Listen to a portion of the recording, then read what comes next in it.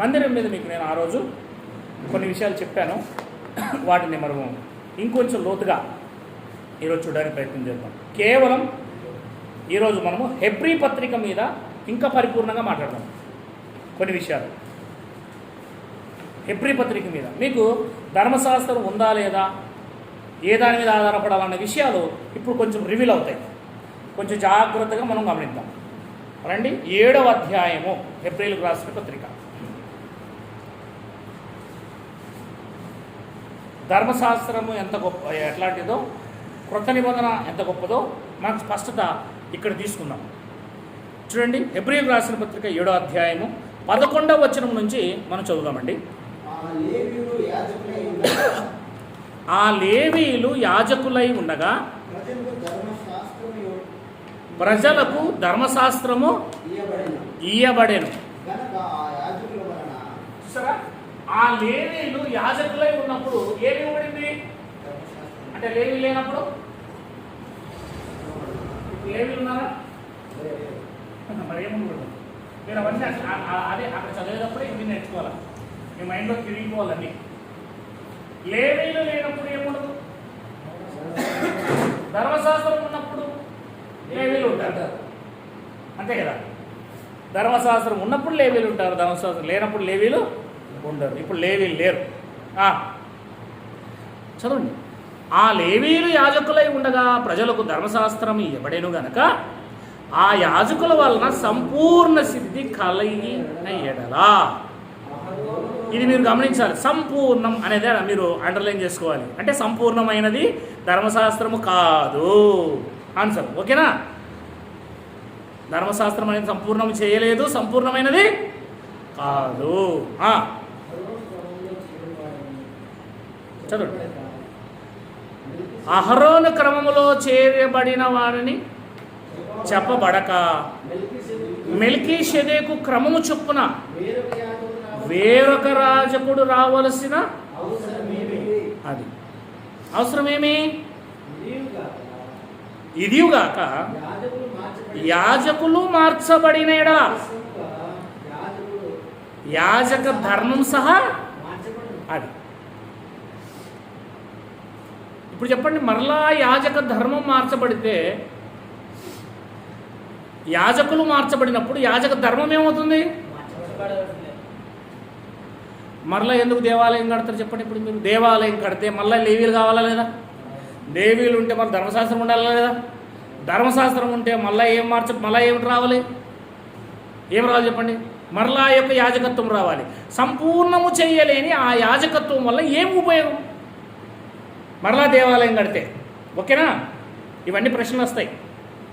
నేను ఈ ప్రశ్నల్ని కూడా మరలా దేవాలయం కడతారు అని చెప్పేవారికే, మీకు ఆల్రెడీ వీడియోస్ కూడా పెట్టాను, అవి చూసింటారో లేదో నీకే తెలుసు. దేవాలయం మళ్ళా కడతారు అని చెప్తానే ఉన్నారు. సంపూర్ణ సిద్ధి కలగజేయలేని ఆ యాజక క్రమమే తీసేశాడు. ఇక్కడ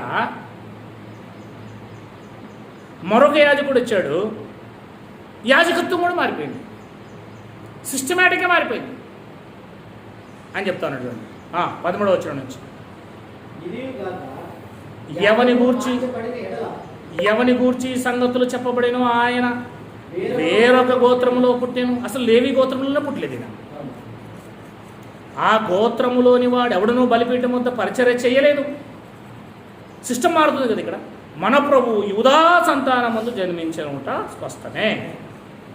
ఆ గోత్ర విషయంలో యాజకుల గురించి మోషే ఏమీ చెప్పలేదు. మరియు శరీరానుసారంగా నెరవేర్చబడు ఆజ్ఞల గల ధర్మశాస్త్రం బట్టి కాక నాశనము లేని జీవమునకున్న శక్తిని బట్టి నియమింపబడి మెల్కీషెదెకును పోలిన వాడైన వేరొక యాజకుడు అది వచ్చి ఉన్నాడు. ఆయన యేసుక్రీస్తు. మరియు శరీరానుసారంగా నెరవేర్చబడు ఆజ్ఞల గల ధర్మశాస్త్రమును బట్టి కాక, అంటే శరీరానుసారమైంది కాదనమాట. ఇది ఏ ధర్మశాస్త్రము? ఇప్పుడున్న ధర్మశాస్త్రం. సిస్టమ్ మారుతుంది. శరీరానుసారం కాదన్నప్పుడు ఇంక శరీరానుసారం కానే కాదు, అది ఏదో వేరే ఉంటుందన్నమాట, ఆత్మానుసారం. నాశనము లేని జీవమునకున్న శక్తిని బట్టి నియమింపబడి మెల్కీషెదెకును పోలిన వాడైన వేరొక యాజకుడు వచ్చి ఉన్నాడు. కావున మేము చెప్పిన సంగతి మరింత విశదమై ఉన్నది. ఏలైనగా నీవు నిరంతరము మెల్కీషెదెకు క్రమము చొప్పున యాజకుడవై ఉన్నావు అని ఆయన విషయమే సాక్ష్యము చెప్పబడెను అని చూడు. ఆ ధర్మశాస్త్రము దేనికి సంపూర్ణ సిద్ధి కలగజేయలేదు గనుక. మరలా సంపూర్ణ సిద్ధి అన్నాడు అక్కడ. సంపూర్ణ సిద్ధి ఈ విషయాలు మీరు అవసరం. మనం ఇంకా బలంగా కొరంథీ పత్రికలో ఉన్న విషయాలను చెప్పాలంటే ఈ విషయాలు మనకు అవసరం. ధర్మశాస్త్రము దేనికి సంపూర్ణ సిద్ధి కలగజేయలేదు గనుక ముందియబడిన ఆజ్ఞ బలహీనమైనందున నిష్ప్రయోజనమైనందునను అది నివారణ, దాన్ని నివారణ తీసేశాడు, నివారించబడింది. అది నిష్ప్రయోజనమైనది.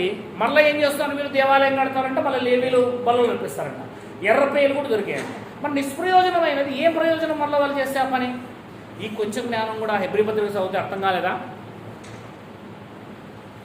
సంపూర్ణ సిద్ధి కలగలేదని ఆ బలులు మరెందుకు? నిష్ప్రయోజనమైన ఆ ధర్మశాస్త్రం మరెందుకు? నివారణ చేయబడింది, తీసివేయబడింది. మరి అదెందుకు? నివారించబడింది. అంతకంటే శ్రేష్టమైన నిరీక్షణ దాని వెంట ప్రవేశపెట్టబడినము. దాని వెంటే వచ్చింది. ఓహో, హైదరాబాద్కి వెళ్ళే ట్రైన్ ఒకటే అనుకున్నాం, దాని వెనకాల వచ్చి కూడా నిలబడింది. కానీ దానికంటే మంచిది వచ్చి నిలబడింది. శ్రేష్టమైన అన్నాడండి. ఏంటండి? అంతకంటే శ్రేష్టమైన నిరీక్షణ దాని వెంట ప్రవేశపెట్టబడింది. దాని వెంట అంటే అది పోతేనే వస్తారన్నమాట, వెంటంటే ఉందన్నమాట. అది వెనకనే ఉంది, గ్యాప్ రాదు. అది పోవాలి, ఇది రావాలి అన్నట్టు చూడండి. ఒకే ప్లాట్ఫారం మీదకి వస్తాయి. ఒక ప్లాట్ఫారం మీద నుంచి పక్కకు పోతే ఇంకోటి వచ్చి నిలబడుతుంది. నిష్ప్రయోజనమైనది అంతకంటే శ్రేష్టమైన నిరీక్షణ దాని వెంట ప్రవేశపెట్టబడిను. దీని ద్వారా మన ధర్మశాస్త్రం ద్వారా దేవుని ఎందుకు ఎవరు మరి చేరినప్పుడు మళ్ళీ ఎందుకంటే ధర్మశాస్త్రము ధర్మశాస్త్రం దేవుని దగ్గరికి తీసుకుపోదు. క్రొత్త నిబంధన ద్వారా మాత్రమే దేవుని ఎందుకు చేరుతాం. కంటిన్యూ అవుదాం. మరియు ప్రమాణము లేకుండా యేసు యాజకుడు కాలేదు గనక ఆయన మరీ శ్రేష్టమైన నిబంధనకు పూట కాపాయెను. పూట కాపాయెను. పూట కాపంటే అర్థం ఏంటి? గృహ నిర్వాహకుడు అని అర్థం. పూట కాపు గురించి మీరు చూడలేదు ఎప్పుడే బైబిల్లో? ఒక ఉపమానం ఉంది మంచి సమరయుడి దగ్గర, అవునా? కనుక పూట కాపాయెను అంటే ఆ యొక్క నిబంధనకు ఈయనే గృహ నిర్వాహకుడు. ఆ నిబంధనకు మొత్తానికి యాజకత్వం వహించేవాడు ఈయనే. ఈయన ద్వారానే ఆ యొక్క యాజకత్వము వస్తుంది. మరీ శ్రేష్టమైన నిబంధన వచ్చినప్పుడు పోయిన నిబంధన మళ్ళీ ఎందుకు తీసుకొస్తున్నారు వీళ్ళు? మళ్ళీ ఎందుకు ఆ ధర్మశాస్త్రాన్ని తీసుకొచ్చి మళ్ళా దేవాలయం కట్టడము, మళ్ళా బలు అర్పించడం ఏంటి? వారైతే ప్రమాణము లేకుండా యాజకులగుదురు కానీ ఈయన నీవు నిరంతరము యాజకుడవై ఉన్నావని ప్రభు ప్రమాణం చేసెను. ఆయన పశ్చాత్తాపడ్డు అని ఈయనతో చెప్పిన వాని వలన ప్రమాణపూర్వకంగా యాజకుడు ఆయన. అంటే లేవీలకైతే ప్రమాణమే లేదు, అంటే ముందుగా చెప్పబడిన ప్రవచనం లేదు. కానీ ఈయన కోసం అయితే ఏముంది? ఈయన ముందుగానే ప్రమాణం చేసి ప్రవచనం చెప్పాడు. దేవుడు వాగ్దానం చేశాడు ఈయనను. మెల్కీసెదెకు క్రమంలో నువ్వు ఏమవుతావు? యాజకుడుగా నిరంతరం ఉంటావు. ఇప్పుడు నిరంతరం అంటే ఆలోచన చేయండి ఒకసారి. నిరంతరం అనే పదానికి అర్థం చెప్పండి.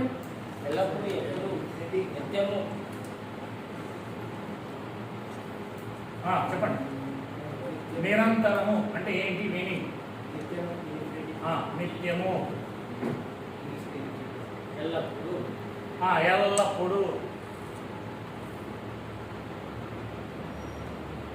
ఇప్పుడు నిత్యము ఎల్లప్పుడూ అంటే శాశ్వతము. Very good.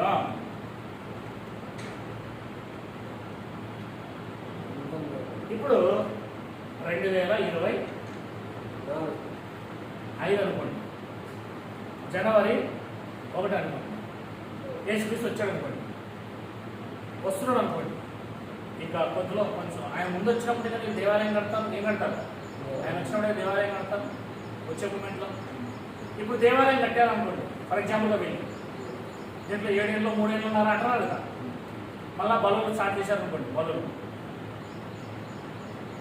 ఏ యాజకత్వం కింద చేయాలి, బలువులన్నీ దేని మీద పోతాయి.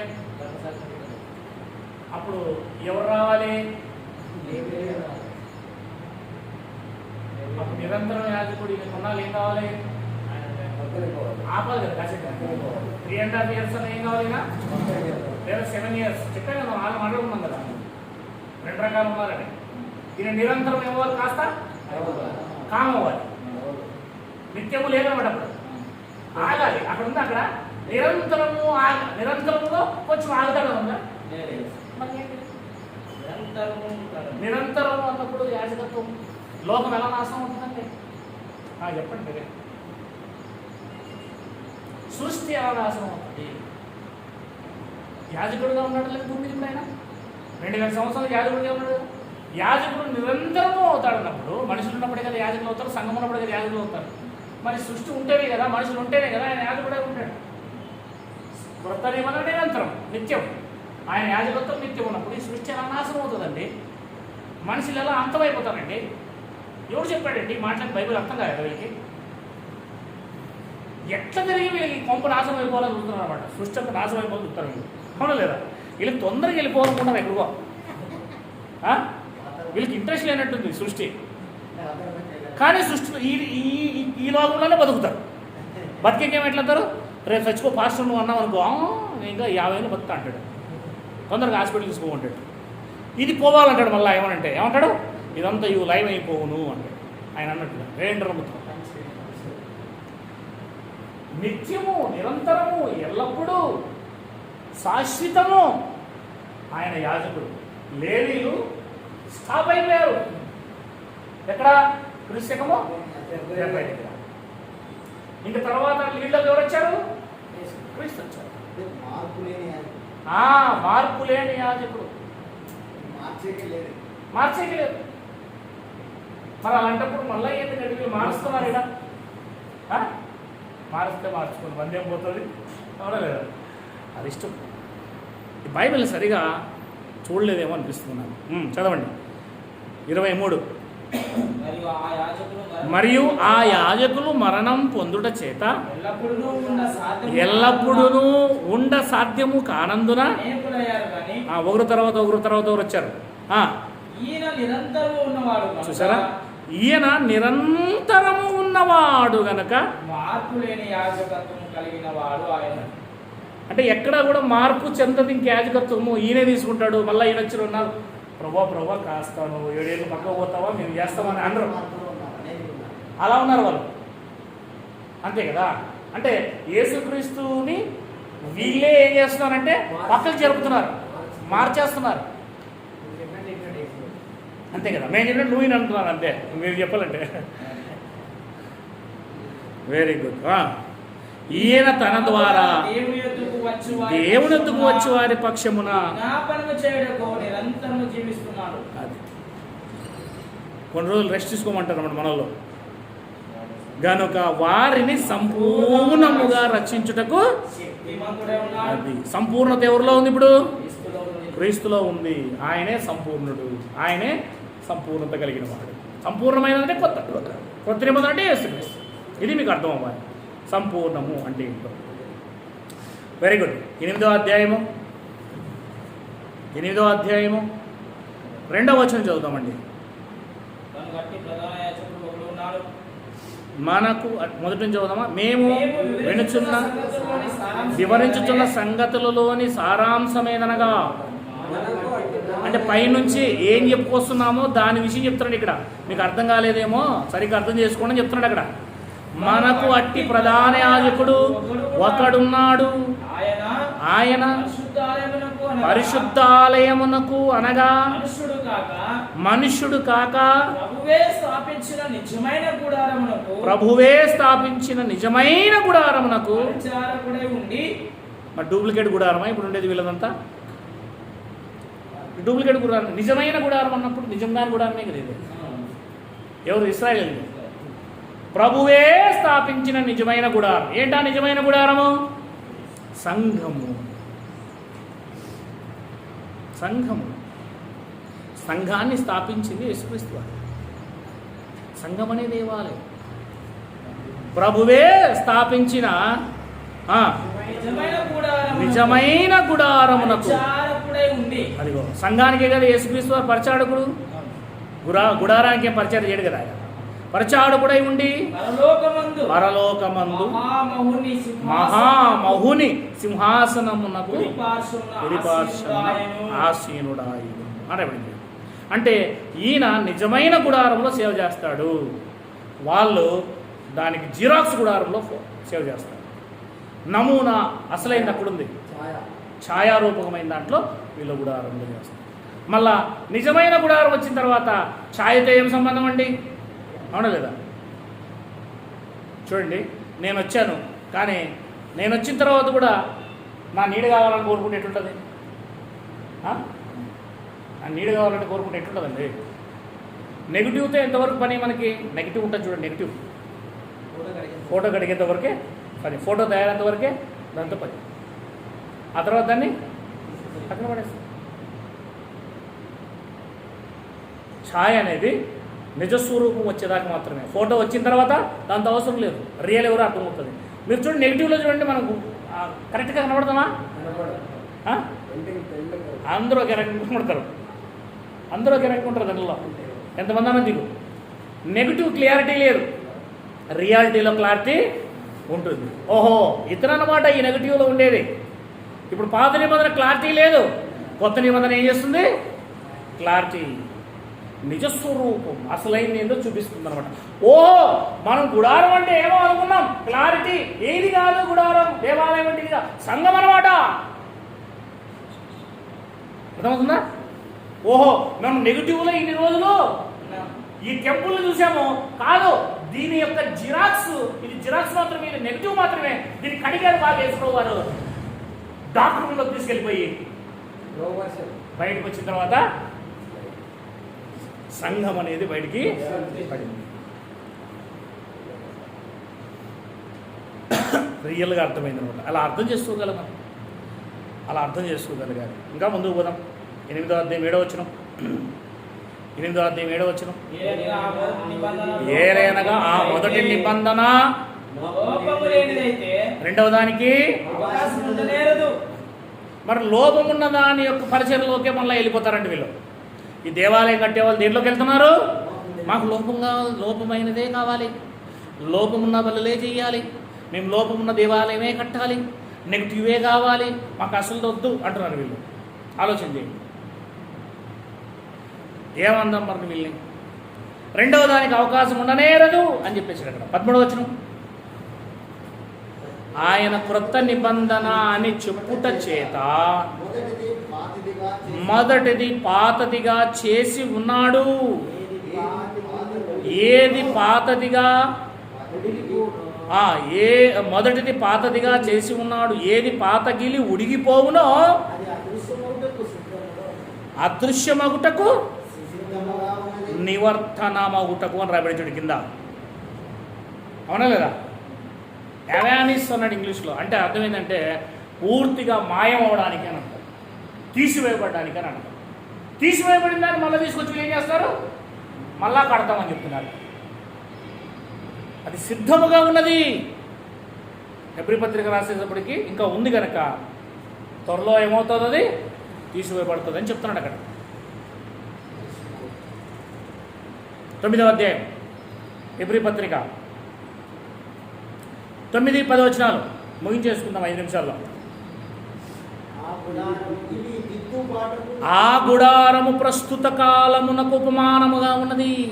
ఓహో, అది నెగిటివ్ అన్నమాట.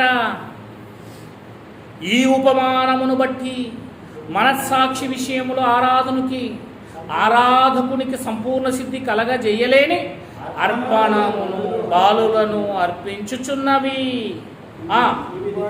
ఇవి దిద్దుబాటు కాలము జరుగు కాలము వచ్చు వరకు విధింపబడి అన్నపానములతో నానా విధములైన ప్రక్షాళములతోనూ అది శరీరాచారములు మాత్రము అని రాయబడించాడు అక్కడ. అంటే రాబో వాటి యొక్క ఛాయ దిద్దుబాటు కాలం ఎప్పుడు వస్తుంది? క్రీస్తు శకం 70లో వస్తుంది. అప్పుడు శరీర సంబంధమైనవన్నీ తీసివేయబడతాయి, ఆ గుడారం తీసివేయబడుతుంది. అది ఉపమానమైన అర్థమవుతుంది, అసలైన తర్వాత అర్థమవుతుంది. ఏమండి, గోధుమలు అని చెప్పాడు, గురుగులు అని చెప్పాడు. గోధుమలు గురుగులే అని అర్థం చేసుకుంటామా? గోధుమలు అంటే విశ్వాసులని, గురుగులు అంటే అవిశ్వాసులని తీసుకుంటామా? అంతేనా కదా? ఇప్పుడు ఇక్కడ దేవాలయాన్ని, గుడారాన్ని ఏం తీసుకోవాలి? గోధుమ అన్నాడు. గుడారాన్ని ఉపమానం తీసుకుంటే గోధుమ అనే ఎగ్జాంపుల్ అనుకున్నామండి. గుడారమును గోధుమ అన్నాం అనుకోండి. ఇప్పుడు మనం గోధుమ అంటే గుడారంగా తీసుకుంటే ఎలా తీసుకోవాలి దాని ఉపమానం? విశ్వాసి అన్నాం మనం దాన్ని. గోధుమ అంటే ఏమన్నాము? ఇక్కడ గుడారం అంటే ఏం తీసుకోవాలి? సంఘము అనే దేవాలయం అనే గుడారం, సంఘం అనే గుడారం. అదేనా కాదా? ప్రకటన గ్రంథం 7వ అధ్యాయం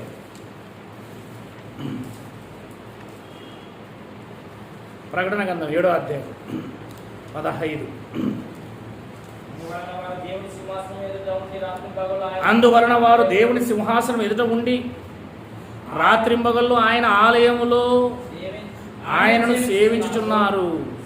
ఆలయములో అంటే చూడండి, ఆలయం అంటే అప్పుడే వచ్చేసాడు, ఆయన ఆలయంలో సేవ జరుగుతుంది. అప్పుడే సింహాసనాసనుడైన వాడు తానే తన గుడారము, గుడారం అన్నాడు. ఇక్కడ ఏంటి గుడారము?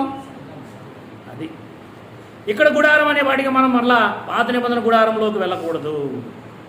గుడారం అంటే ఇక్కడ సంఘము, సంఘములోనికి వారు వచ్చారు అని అర్థం. కప్పును అంటే అర్థం ఏంటి? ఒక గుడారంలోకి మనం వెళ్ళినప్పుడు అది మనం ఏం చేసినట్లా? కప్పినట్లే. అంటే సంఘంలోనికి మనం వచ్చినప్పుడు ఆ సంఘం మనం ఏం చేసినట్లా? కప్పినట్లే. ఆ విధానంలో మాట్లాడుతున్నాడు. నువ్వు సంఘంలోకి వచ్చావు అంటే ఒక గుడారం కిందికి వచ్చావు అని అర్థం. 15వ అధ్యాయం ప్రకటన గ్రంథము 5వ వచనం.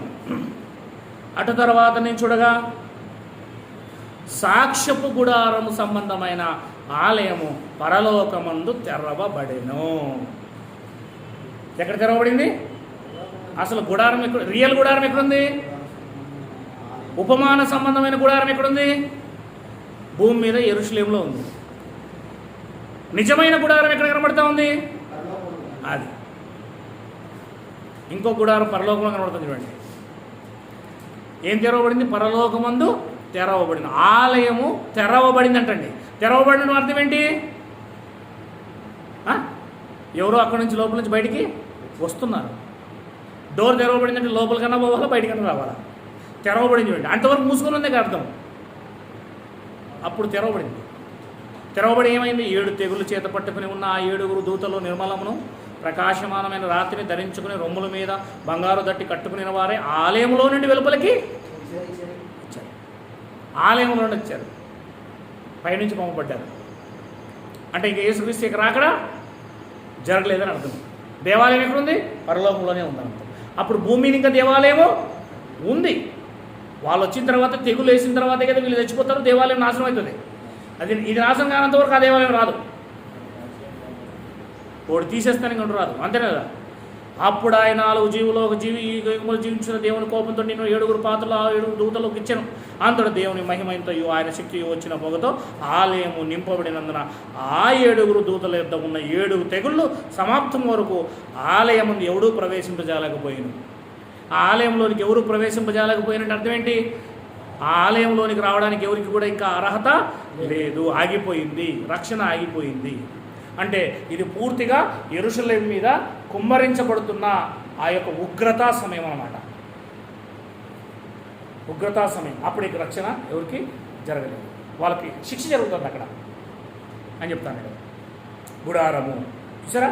పాత నిబంధనలో కనబడుతున్న, ధర్మశాస్త్రంలో కనబడుతున్న గుడారం వేరు. ప్రకటన గ్రంథానికి వచ్చేప్పటికే అది వేరుగా కనబడుతుంది. చూడండి, ఓహో సంఘమునే గుడారం అన్నాడు, పాత నిబంధనలో గుడారాన్నే గుడారం అన్నాడు. అంటే దీన్ని చూపించి ఏదో చూపించాలనుకుంటాడు ఆయన. అది మనం అర్థం చేసుకోవాలి. ఇకపోతే హెబ్రీలు రాసిన పత్రిక 10వ అధ్యాయము 1వ వచనం. ధర్మశాస్త్రము రాబోచున్న మేలుల ఛాయ గలదియే గాని ఆ వస్తువుల నిజస్వరూపం గలది కాదు గనుక. అంటే రాబోచున్న దాని యొక్క ఛాయ కానీ నిజస్వరూపం కాదు. ఇలాగే ఉండదు, గుడారంలాగే సంఘం ఉండదు, అలాగే నిజంగా ఉండదు. ఒక ఉపమాన రూపం, ఒక ఛాయ అని చెప్తాడు ఇక్కడ.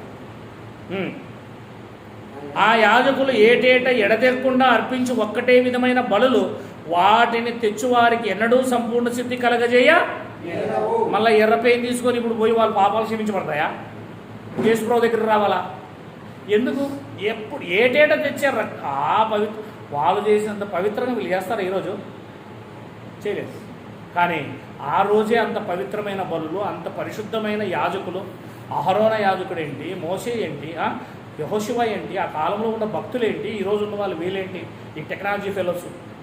ఆ రోజు ఉన్నవారు భక్తులు, వారు చేసినప్పుడే పాపక్షమాపణ కలగలేదన్నప్పుడు, అంత పవిత్రంగా ఉన్నప్పుడు ఈరోజు వీళ్ళు మరలా ఎన్నడూ సంపూర్ణ సిద్ధి కలగజేయని ఆ బలులే అర్పిస్తారంట దేవాలయం కట్టి. మరి ఏ రకంగా మనం దాన్ని అర్థం చేసుకోవాలో మీరే అర్థం చేసుకుంటారని ఆశిస్తున్నాను. 4వ వచనం. ఏలైనగా ఎడ్లెక్కయు మేకలెక్కయు రక్తం పాపమును తీసివేయట. మళ్ళా ఎద్దులు ఆవుల దగ్గరికే పోతున్నారు వీళ్ళు. ఇకపోతే 11వ వచనం. వెనికి రివర్స్ తిరుగుతున్నారు. మరియు ప్రతి యాజకుడు దినదినము సేవ చేయొచ్చు పాపములు ఎన్నిటికీ తీసివేయలేని. చూసారా, మాటి మాటికి ఏం చేస్తారంట? పాపము ఎన్నటికీ తీసివేయలేని ఆ బలులనే. ఇప్పుడు యేసుక్రీస్తు వారు వచ్చి బలైపోయారు. మళ్ళీ యేసుక్రీస్తు వారు బలిని కాసేపు ఆపేస్తారు. వీళ్ళు ఆపేసి ఎడ్లు మేకలు పౌరాలు తెచ్చి బలు అర్పిస్తారంటే. కాబట్టి ఇది ఎంతవరకు నిజం, ఇది ఎంత అబద్ధం, ఏది నిజం అనేది మీరు ఇప్పుడు ఉన్నవారు కూర్చున్నారు కనుక తెలుసుకొని సహోదరులారా సత్యాన్ని అనేకులు తెలియజేయండి. లేకపోతే వారు అసత్యాన్ని నమ్మి దేవుని ఆత్మకు విరోధంగా వారు నడిచిన వారు అవుతారు. దానివల్ల శాపాలు వస్తాయి. ఈ విషయాలు మీ ముందు నేను పెడుతున్నాను. ఇక ముందుకు పోయినప్పుడు ఇంకా కొంచెం లోతుగా దీని విషయాలు ఇంకా మీకు కొన్ని విషయాలు చెప్తాను.